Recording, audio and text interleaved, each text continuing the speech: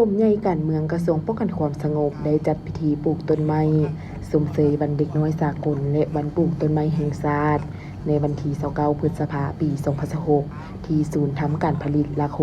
67โดยการเข้าร่วมของพลตรีสุนินะเกี้ยวประเสริฐรองรัฐมนตรีหัวหน้ากรมใหญ่การเมืองป้องกันความสงบมีรองหัวหน้ากรมใหญ่หัวหน้ากลุ่มรองหัวหน้ากลุ่มห้องโรงเรียนพร้อมโดยพนักงานหลักเลงอมข้างกลุ่มใหญ่การเมืองป้องกันความสงบเข้าร่วม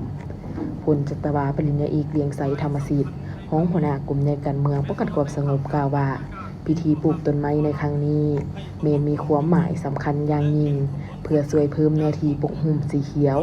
สร้างระบบนิเวศและสภาพแวดล้อมธรรมชาติให้มีความชุ่มชื้นอุดมสมบูรณ์ช่วยปกป้องสิ่งแวดล้อมและรับมือการเปลี่ยนแปลงดินฟ้าอากาศ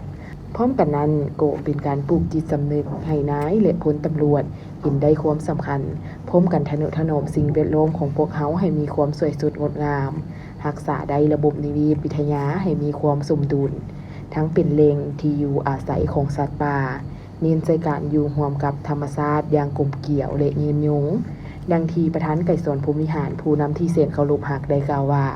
ป่าไม้คือคำเขียวของชาติเฮา